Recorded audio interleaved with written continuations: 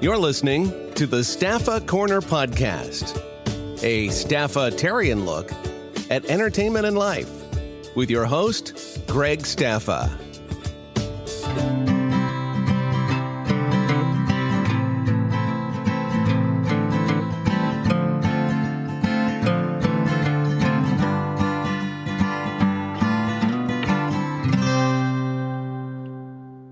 My guest this episode is award-winning director, writer, actor, choreographer. She has her feature debut film coming up called Rhythm and Smooth. Breton Tyner Bryan, thank you for joining us today. Hi, Greg. How's it going? Thanks for having me on today. So you got your start really in dance. Is that what your upbringing was based on?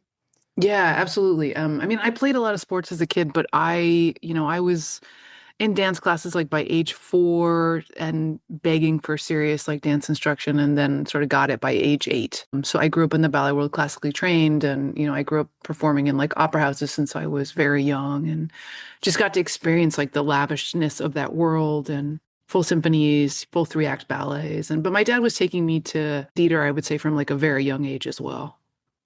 What got you interested in transitioning into film? I think it's always been there, and I kind of had to arrive at the understanding that, I worked as a photographer for many years and that I was sort of ready to put those two pieces together really into moving image. But it started out making promotional materials for a live production for my dance company that I created about like a decade ago. And I made these trailers just to kind of sell tickets and get people's awareness about the production, just to show them what it was. This was kind of like before YouTube had exploded or Instagram was like as, amazing as it is right now in terms of connecting with people and seeing what's out there. And then I kind of got hooked from there. And we started making short films from the characters and the choreography and narratives from those live productions. And that sort of turned into finding new sets and new locations and just pushing the envelope, I think, into that medium. But it really stems, I think, from my background in photography. You've done a lot of different shorts and stuff like that. One of the things that I've wondered is you're an up-and-coming female director. This is your first feature film, The Rhythm and Smooth, but you've done a lot of shorts. I've done, I think, 6 or 7 like South by Southwest, and we see a lot of women filmmakers doing a lot of shorts, getting a lot of awards and stuff like that. But the transition from those award-winning shorts to seeing them now do feature films seems few and far between. What was that like for you doing the shorts and now doing your feature directorial debut? Did you see that there was kind of like a ceiling that you had to break through? Why is that transition where there's so many, of these award-winning filmmakers doing, things like South by Southwest, but we're not seeing it translate into more feature films? That's a great question. I really appreciate it. I think for everybody, it's different. The trajectory is different, but I appreciate like the trends that you're kind of speaking on. For me personally, I wasn't looking for the journey where I would pitch a short and then go back and do it as a feature. The features that I'm on, the feature that I created, like they were sort of new projects. I think that sort of, for whatever reason, allowed me to blossom and bloom beyond the shorts that I'd done. Not to say that the shorts weren't incredibly valuable. That being said, I know other people that have very much done the short and then developed that into a feature. I could just feel on intuition that wasn't quite my path. Also, like my appetite and interest in working with like a variety of actors, Rhythm or Smooth definitely allows that. We have a large ensemble cast. And so I think I was looking for a framework that could support that. And I think, you're looking for the right timing and the right person to sort of give you the trust and permission to do it. I was originally, working as a director, and I think also working as a writer has allowed me to, I think, expand in terms of whether I'm collaborating with a producer or creative team as a writer, adapting something, or I'm the owner of the IP. And I think for anyone who's like female or female presenting or aspiring to do this, I think there's a great power in owning the IP you created to then share that. Now, this film that you just wrapped in New York, it is a love letter to dance, which is your upbringing. Was there kind of an additional safety net in place for you to have your first directorial debut be something that's so close to your heart? Was that something that you kind of appreciated, knowing that there was an additional kind of familiarity that you were able to kind of convey your own history of dance through this, or was this just an equally challenging film to make? I wish you'd been on set, Greg, to say that to me at the time. It would have been like a good ego boost, I think, to go like, hey, this is your wheelhouse. I think, what really resonates for me is the feeling of responsibility, honestly, to deliver dance like to the public in this medium at the absolute highest level. And I'm I really am fanatical about that. I probably push myself too hard on that. But I feel that responsibility because I know the hit or miss it is for dance, and I know how much dance needs that positive visibility. So I probably take it too seriously if I'm being honest. But that being said, like if I look back, I was very much primed to do this. Although there's moments on set where you realize like there's a few select people, and possibly I was the most senior, who understand dance in a way no one else does. And that's like a huge responsibility to deliver dance at the highest level, especially because I grew up in that world. So I know that world it just needs all the support and visibility and understanding of like, the time it takes to create amazing dance, amazing dancers, and how we can keep that ecosystem supported. The other piece that you might find, I don't know, entertaining is that I swore I wasn't going to do a dance film and I wasn't going to do a film about New York.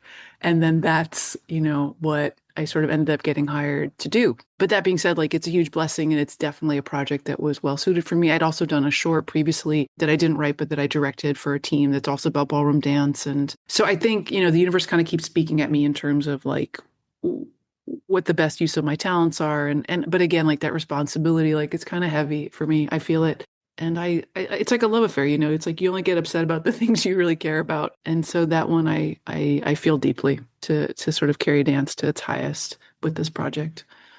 When you're working on a project and dance is popular to a lot of people, but not everyone, it doesn't have the draw of like a Marvel film does.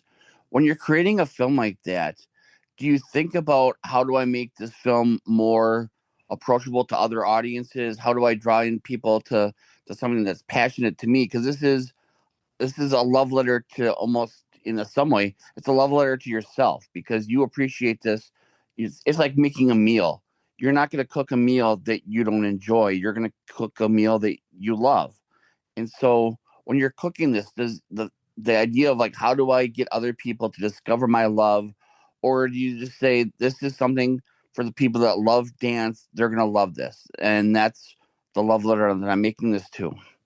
That's like an incredible analogy. That might be like my favorite question I've ever heard. So thank you for that. It's incredibly nuanced and beautiful.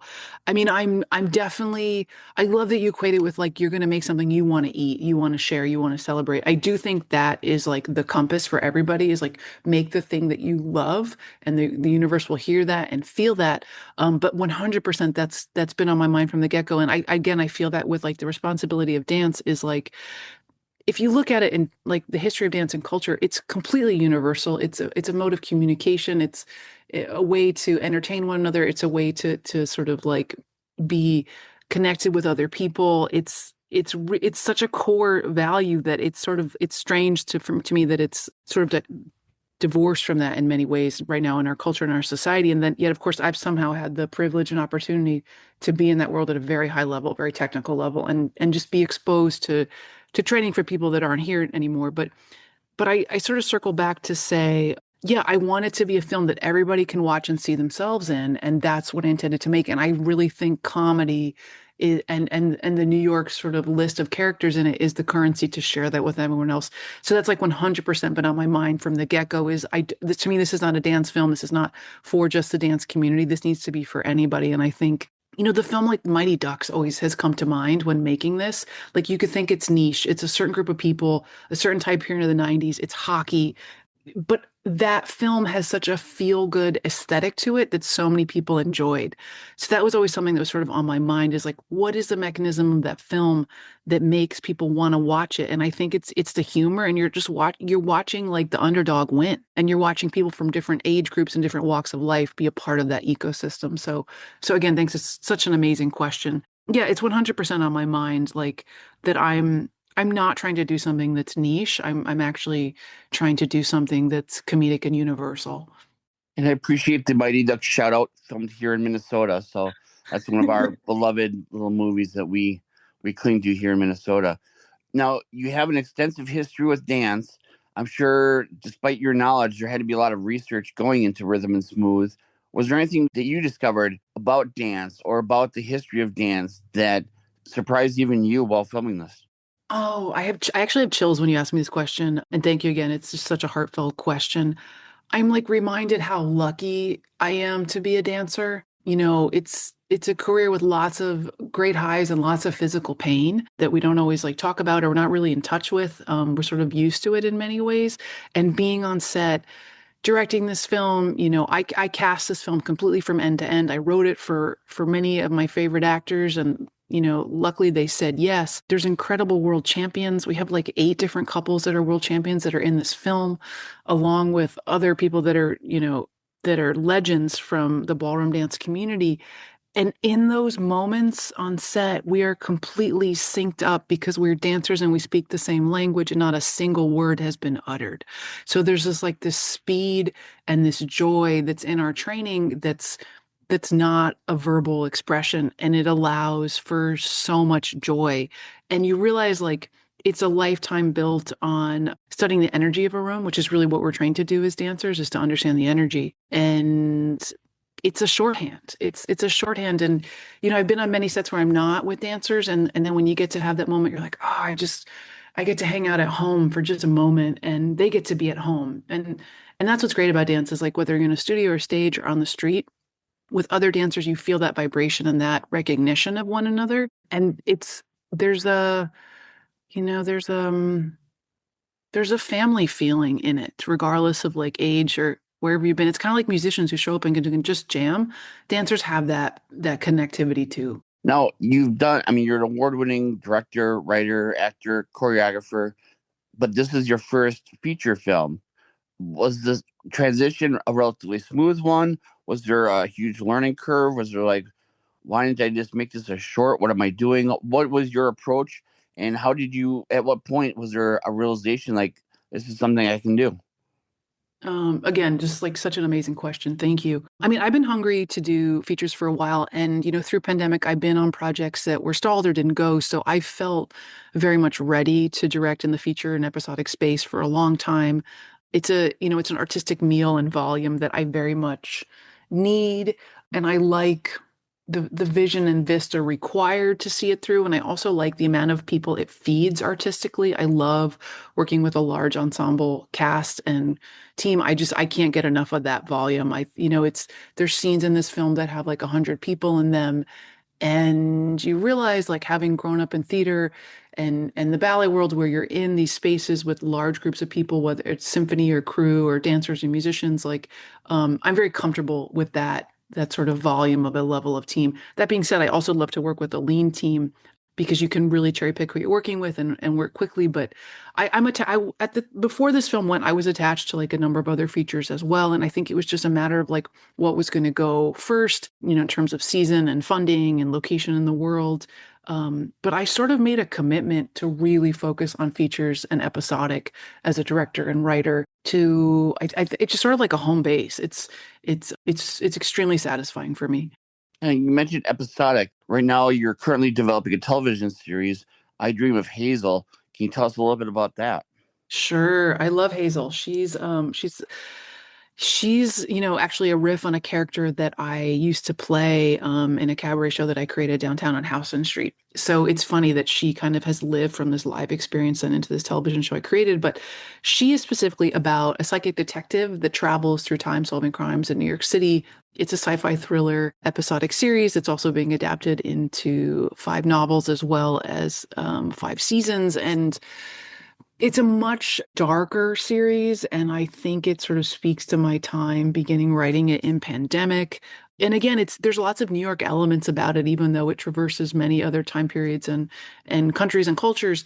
But I love Hazel because she's the heroine of her story, and I think that's really important for female protagonists to sort of be the superhero, and that vehicle very much allows for that, and it also allows for the people that are attached to just like take this really amazing journey together. So we're talking about like, feature space to episodic. To me, episodic feels like even a bigger meal, which I love, not only for the cast and creative team, but also for an audience, that they can really resonate with that culturally, and it's something they can tune into and that becomes part of their daily lives. And I sort of love that because I think I think that can bring a comfort to the world that you have like storytelling you get to engage with, over years, but also in different mediums. Is it too early for both things that you're working on, Rhythm and Smooth and I Dream of Hazel? Is it still too early to have a timeline laid out when you expect things to start showing up? What's your timeline look like? Yeah, that's a great question. We should have Rhythm and Smooth available. Basically, I would say it should be out in the next couple months, so quite shortly. And then I think Hazel's going to go to production within the year. Okay, so relatively smooth for both. That's a good reminder, Greg. I think you should just like come to post and come on set with me, because maybe it's your Minnesota charm, but you make me feel much better about these timelines. So thank you. I'd be happy. That'd be a great job. Just to be your personal. Just say you're on time. It's okay. And your little cheerleader. No, but so now, is there a fear? I mean, you're making that switch. You're doing your directorial debut. Is there a fear of where Hollywood is going right now? I mean, right now, there's so much content out there. There's so many places that it's good to get things out there, but also the eyeballs aren't out there. It used to be, and Matt Damon, the actor, had a analogy where he used to be able to do small feature films, and then the Bourne movies would help pay for the bills and everything like that. But he'd be able to do smaller films that wouldn't do necessarily well in the box office, but then DVD sales or VHS sales would kind of give it a second life. And now we're not seeing that. You go to places like Best Buy and they're no longer really selling movies and stuff like that. So that income makes it much more harder for these independent films to find a place and survive. Is there any fear in what you're seeing ahead, or is it just that Hollywood needs to adjust a little bit more to make independent films more visible to audiences out there, other than the South by Southwest and film festivals? I mean, I think when it's good, it rises to the top, and that doesn't mean that it's easy. I think it's really fair to acknowledge like fear is a total mechanism in the world, and it's something we all deal with personally at times for sure. And I think if you can like manage it or quiet it, then you can get clear about like what you want to do in the pathway.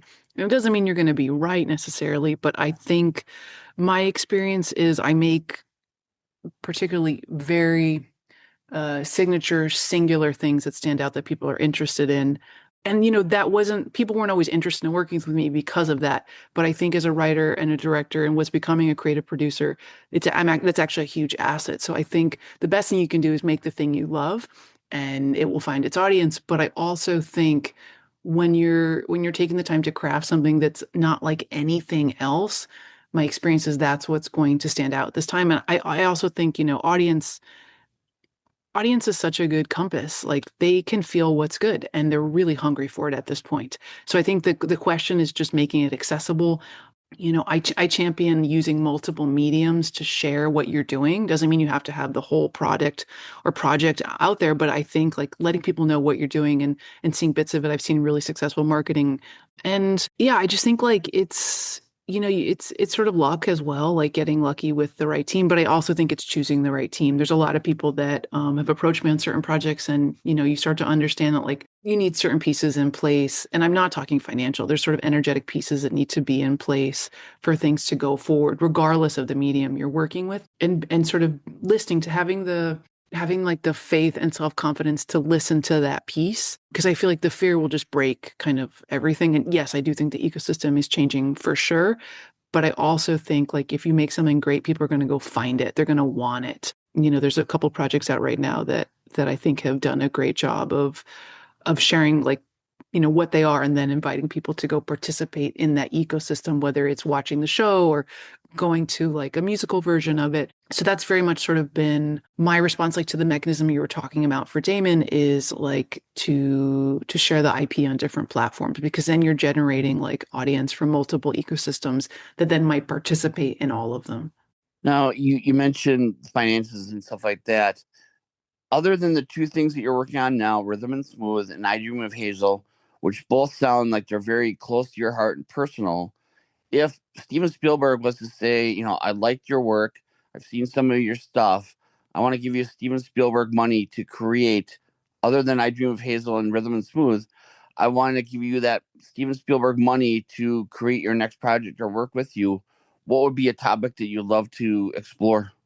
I appreciate it. And let's call Stephen. I'm ready. There is a TV show and musical adaptation set in Barcelona that I'm working on right now that I think would about a casino that I think would benefit hugely from that kind of money and also could fill out the scale of what that money can deliver. There's also a feature I'm on called There and Now by the Academy Award-winning Nichols writer Andrew Shearer, and it's about a woman in the 3 lives she could have lived. She's a female scientist who sort of similarly discovers, how would I say it, powerful information similar to what might be found in a company like Monsanto. And then she sees as different versions of her life that could have, taken place. I think that would also benefit incredibly from that kind of financing. It's a once in a lifetime script that I'm attached to direct that Andrew wrote. I'm so lucky to be a part of it. It's not like anything I've ever read or will.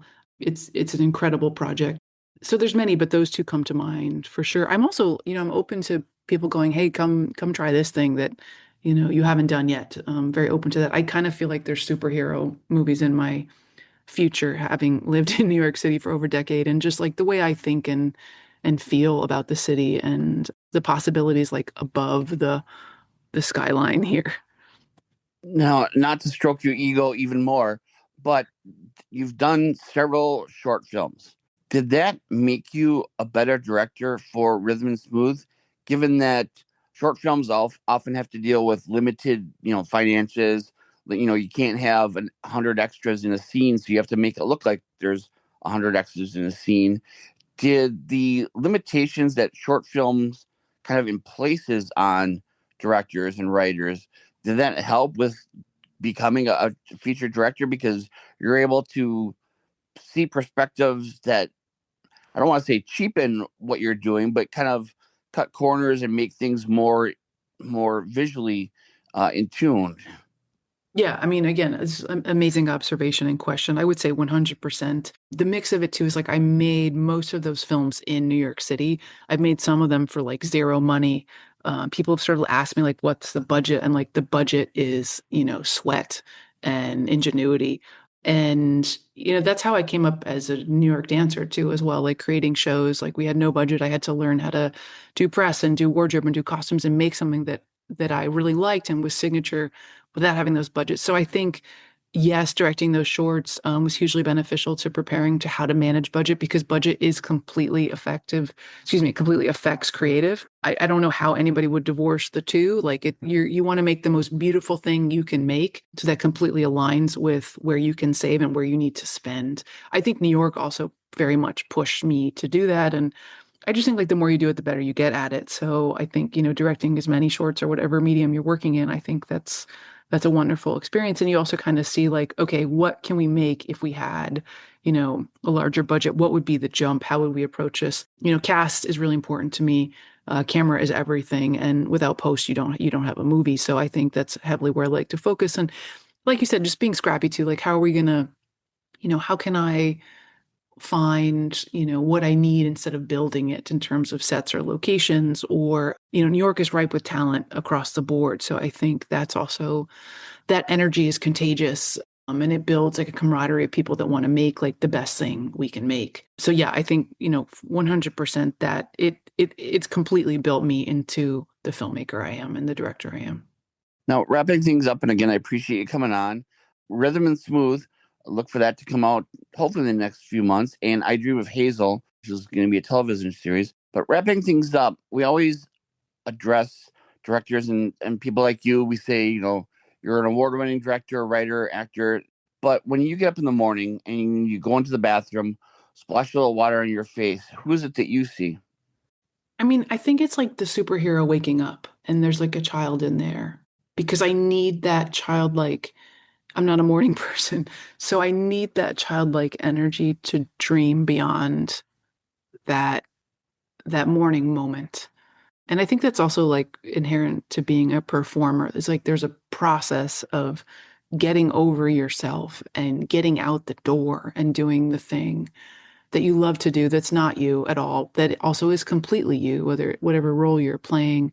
But I'm best in motion and I'm best with my team. So I know once I get there, it's going to be sweet. Nice. Well, I look forward to seeing the future, what it has in store for you.